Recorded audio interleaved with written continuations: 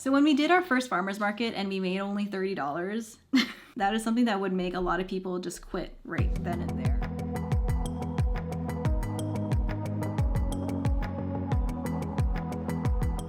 Hey guys, welcome back to another video. Today's video is all about how we went from making $30 at a farmer's market to over $1,000 at a farmer's market. And in this video, we will talk all about the tips and tricks, and if that's something that you're interested in, then keep watching. For those who don't know us, I'm Jerica. And I'm Kale. And we are the owners and creators of Quench, which is a soap and bath bomb company. And on this channel, we talk all about our company, how we run it, how we make our products, and how we sell our products. Like in today's video, where we talk specifically about farmers markets. She's just barely out of food. Oh. And this is our dog Dempsey saying hi. She's putting her front paws on my knee, and she's leaning being up really right cute. now. She just wants to be. She wants to be a star. She wants to be in frame. And now, without further ado, let's get into it. The first piece of advice that we would give you guys when it comes to making more sales at farmers markets is to be standing at your feet the entire time. And one of the reasons why we really advocate for this is because if you stand up on your feet, you are way more welcoming to people passing by. And if you make that eye contact and you say hello, that really prompts people to take a look, A, and B, let them know that you're open to having them come into your space and shop. I know that when we first started, I was a lot shyer and I didn't really engage much with people, and now that we've been doing this for a couple of years, being able to say hi to people as they pass by, I think has really improved our sales. Yeah, I would say that our booth is just even that much more busy now. We couldn't even really sit down if we wanted to, and if we did, it would be only for a minute or two. So by the time that goes by, it's just better to be on your feet the whole time. It doesn't even give you the option mentally of sitting down. And when you're up and at it the whole time, you don't even really feel like you're that tired. You feel it at the end of the day for sure, but when you're in the moment, time goes by so fast. When you're standing there behind your table and you're scanning the whole fairground or wherever the farmer's market is at, whenever someone is coming close, make sure that you lock eyes on them, catch their eyes, smile, always say something, whether that's a hello or Kale likes to, what do you like to do? Oh, I always look for like sports shirts, and Yeah. I have a vast knowledge of sports, so like, a whole bunch of drama going on with the Packers right now and Aaron Rodgers, or like, the Leafs are up in the series, so it's just a good conversation starter. He also likes to yell at people who are wearing brightly colored shirts that we have that we have a soap in that same color. Come and take a look. And you'd be surprised at how often that works to get people to come in to take a closer look at what we're selling. And I think honestly, just saying hi is, people just love that. They respond really well. And if you're smiling, they smile. And I know that for me, I am really a shy person. I'm super shy. It's really hard for me to talk to people, but I had to train myself to understand that everyone is okay with you saying hi. Like, no one's going to be upset with you or reject you if you say hi. And even if they do, even if they, scurry off and don't say hi back, that's okay. You're probably not going to see them ever again, and they are probably not the type of people that would buy from you anyways. So don't sweat that stuff too much. Or if you do see them again, say hello again, Say hello. Then they'll say hi. Keep trying. So, yeah. Yeah, so that's our first big piece of advice is stay on your feet as often as possible because you are more engaging. People will come to your booth more often when they see someone who's excited about their stuff, and also just to talk to people as often as you can. They don't have to be in your booth. They can be passing by, just say hi.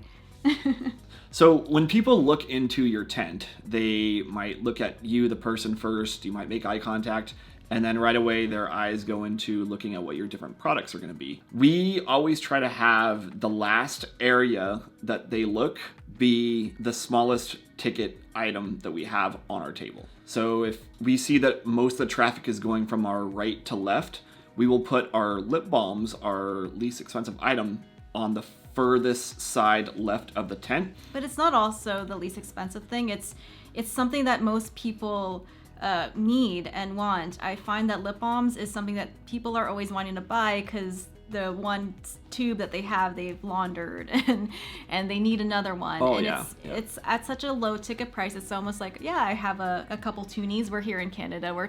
Every time we talk about money, it's in Canadian. We've got toonies here. Yep. But we have found by placing our lip balms not only at an area where we feel like our customers' eyes will land at last, but also nearest to them. So we have our booth set up so that it's kind of like a C. Yeah, like a C. We usually put our lip balms at the edge of one of those tables so that it's really close to them so that they know what it is as soon as they pass by it. And it's worked a lot of times where we've seen people almost pass our booth and then they notice that we have lip balms and they make a U-turn right back and they go and buy some. That leads us into our next big thing that helped us increase our ticket price, and that is having a variety of products on our table.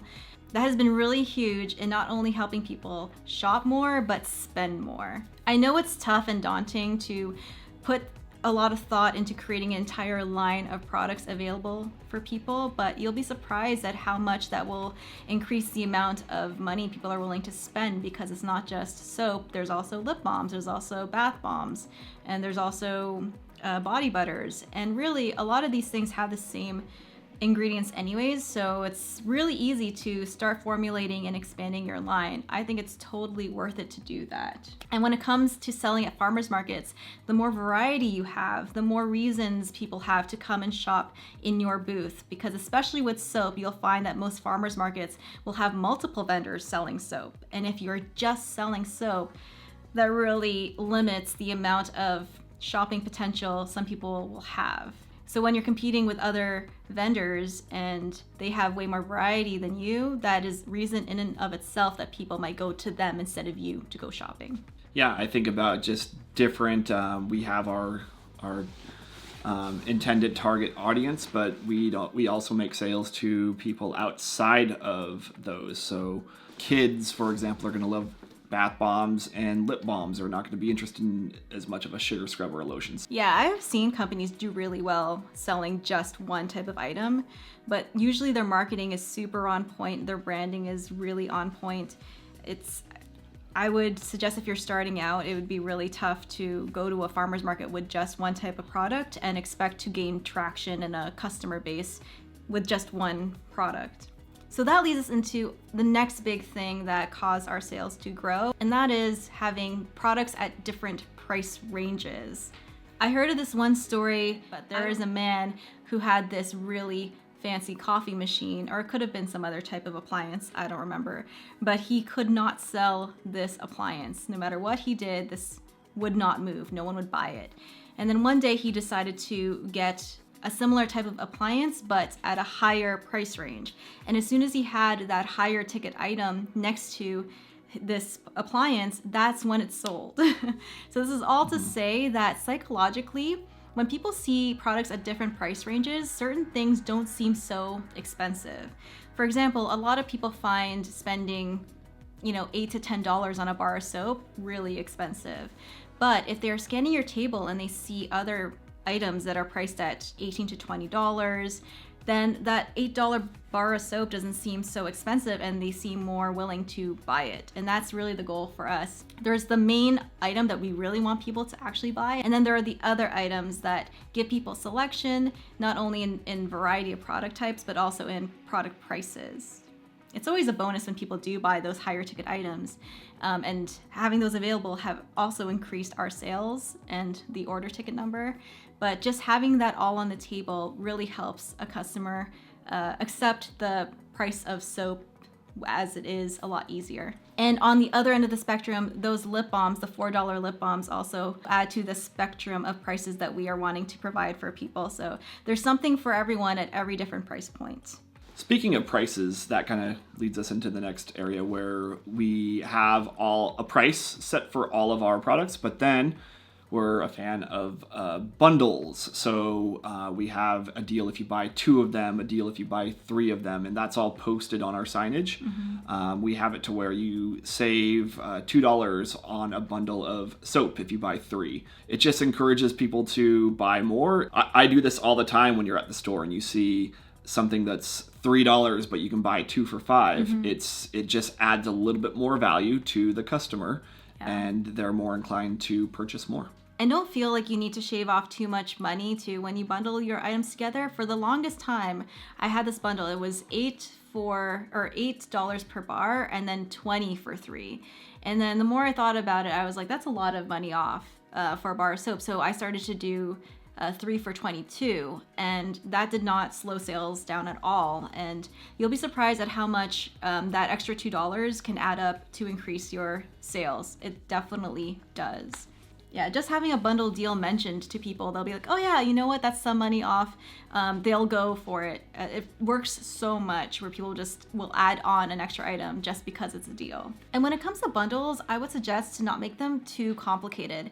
At one point, we had a bundle where you can pick a soap, a sugar scrub, and a lip balm or a bath bomb, and those three or four items together was some money off. But when you are in a farmer's market situation, the faster you can make that sale, the better, because it's just, well, me and Kale, and sometimes it's just me or just Kale. We don't have the time to be explaining this deal to people as other people are trying to come in and shop.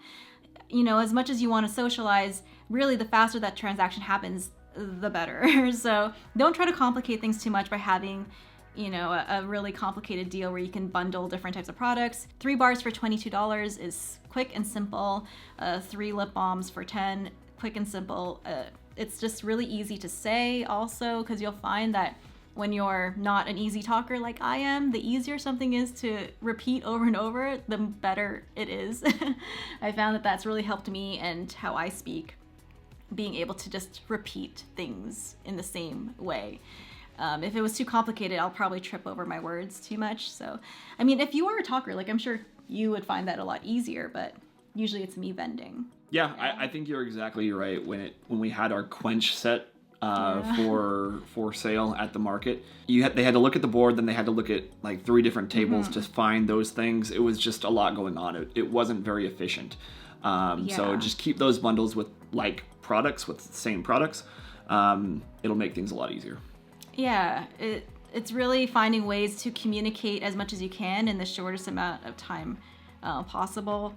For, you know, it's beneficial to both the customer and for you, because they have other places to be too. They want to shop at other booths. So make that sale, make it quick, and I find that also when it's easy for you to say and you're confident about it, then people are more willing to pay that price, or if that makes sense. Yeah. Yep. Confidence is everything, really, when you're vending.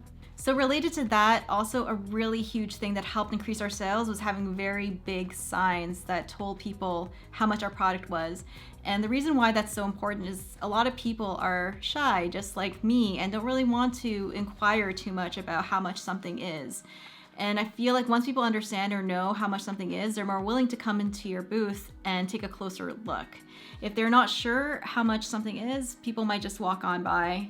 Yeah. If someone isn't as talkative, it might be kind of daunting for them to ask the price of 7 or 8 different products. Sometimes if Jarek and I are talking to 2 different people, there might be somebody coming up with the exact change in their hand for a product, and they say, hey, can I quickly buy this real quick? You're like, yep, make the transaction, they're good to go. Not just the price signs, but also signs about what you sell is super important as well. So for example, we have a really big sandwich board that we put outside of our tent that tells people walking by that we sell hemp-based soap, lip balm, shampoo bars, bath bombs, and that sign is so helpful in letting people know exactly what we are selling, because it might be hard for a lot of people walking by, especially if you're wearing sunglasses. Like, what is that? We've gotten a few people coming in thinking that we sell fudge. We don't. We communicate to people what we sell through that sandwich sign. We also have a banner that we hang sometimes.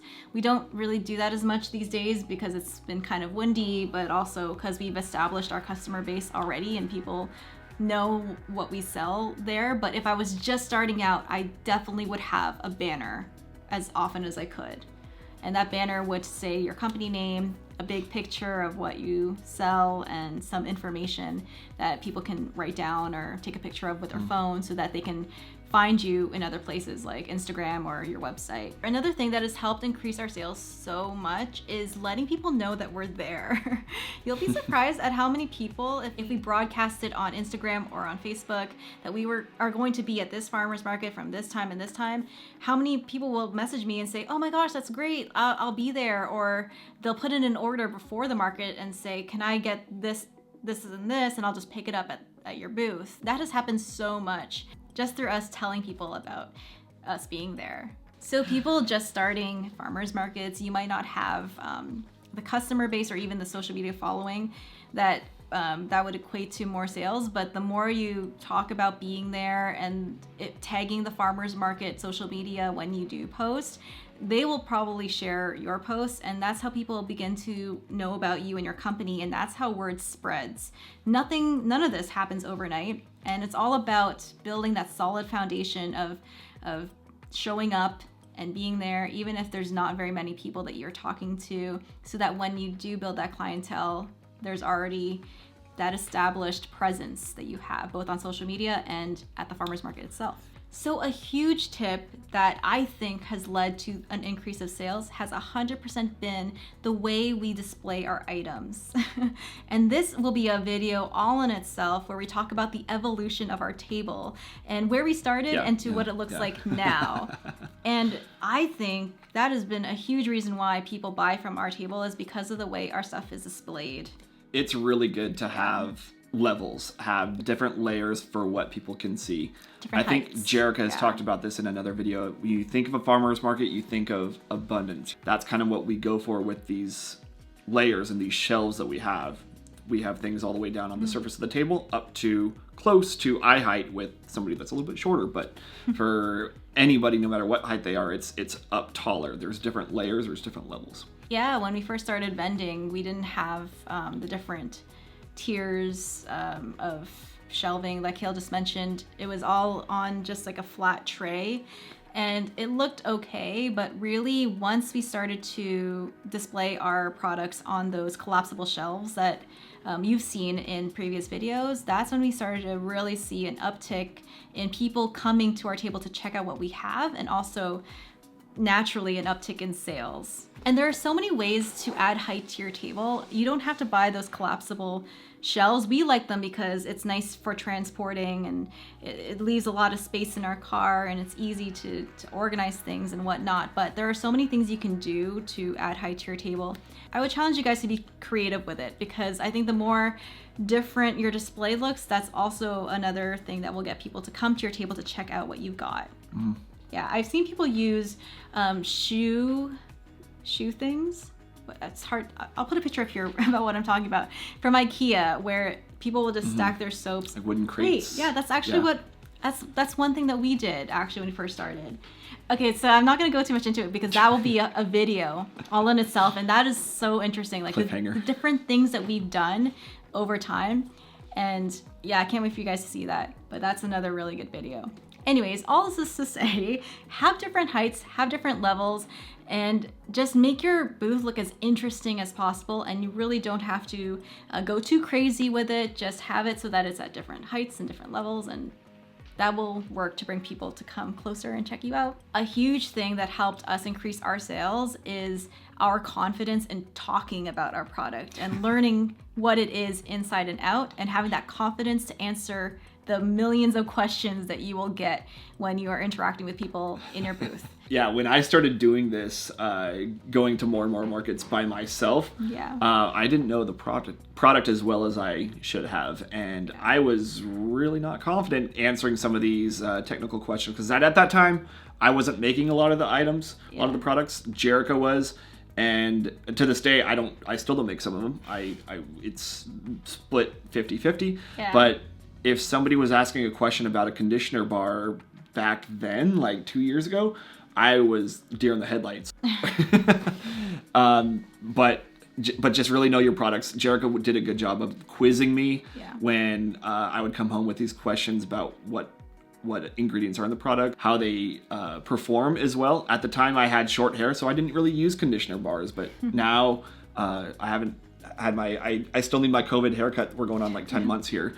Now I'm using the conditioner bars too. So I should have been doing that even when my hair was shorter, just to know how they perform. I'm shocked about how many emails I get from people who have never even made a single bar of soap, but want to make this a business.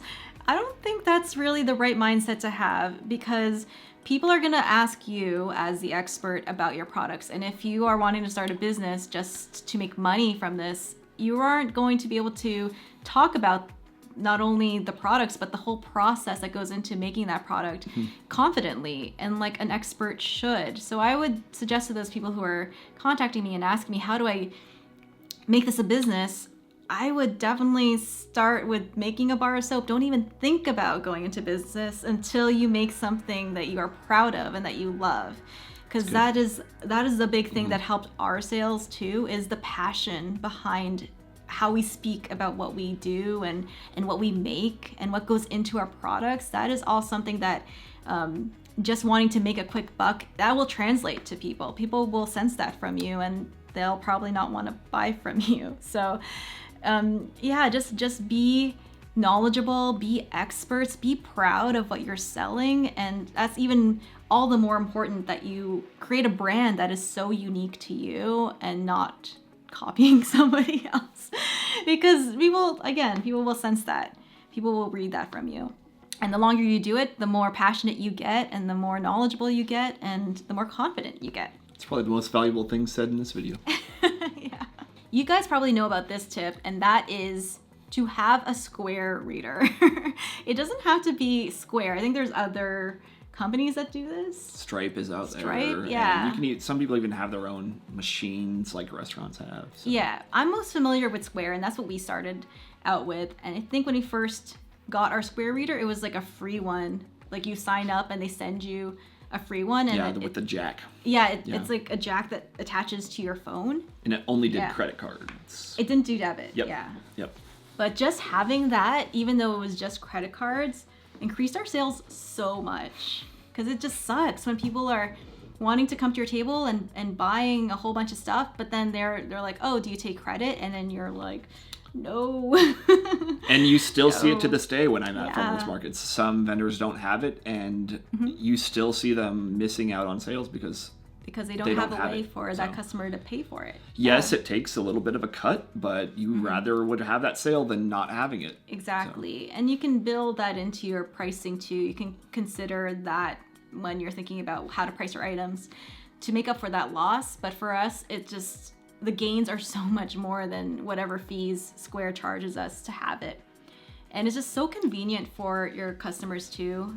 Like we mentioned, we had originally just the card reader that attaches to your phone, but ever since we upgraded to the Square reader that takes debit, that takes Apple Pay, that takes a whole bunch of different types Google of Wallet, yeah. Yep.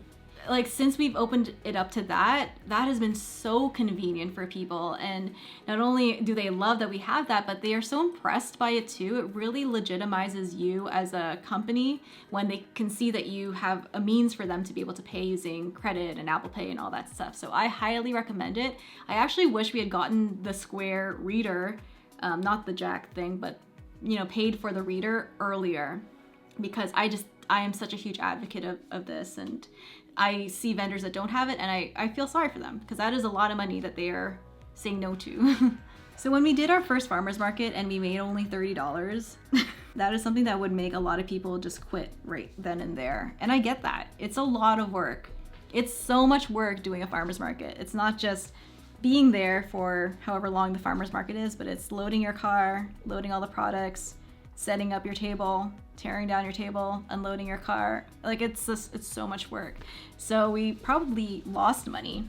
Like our table was what, $25 at the time too. Yeah. So it was a huge loss for us. But the way we approached it was, we are new at this. We are not experts at selling at farmers markets. So of course we're not going to make a ton of money doing it, but our mindset was, this is something that we want to do. This is something that we want to get better at. And this is something that we know that if we stick with it and improve, like actively try to improve our setup and observe what the people in our town buy and what they need, if we are actively trying to better our business, then it was so worth it in the end. And that's kind of what helped us motivate us to go to the next market and the next market. And for a long time, it wasn't great sales. I think the first year we would make $200 and we would celebrate that. And that was a huge deal for us. But that's really how we approach business in general, that it's not going to be tons of money right away. It's going to be a hard slog, and it's really tough in the beginning where you don't have customers and people don't know who you are and you're trying to make a name for yourself. We have been there, and it's really just continuing to keep going, getting involved in your community, keep getting the word out about your company. And you know, it took us 3 years, but yeah, we had our first $1,000 day at a farmer's market, and that's still just mind-blowing to me. So that's it. That's all we have for you guys today. That's all. Yeah. I gotta go get in the garden. I got some We gotta plant some plants. I gotta go get in the garden. I have some peppers to plant. Yeah. We got a whole bunch of stuff from our local garden place, Norman's, and we have to go plant it. But if this is a video that you liked, then give it a thumbs up. If this is something that you want to keep watching for, because we will have more farmers market tips. I think the next video will be the evolution of our display table and why we made the changes that we did. If you want to catch that video, then subscribe. And let us know if you guys have any tips down in the comments. What works for you? Let us know what works for you guys and whether or not it's something that you have been wanting to do, or maybe you don't like farmers markets. Let us know all of that in the comments below. And until the next video, keep smiling, keep being awesome people, and keep making beautiful things. And we will see you in the next one. Bye, guys. Bye.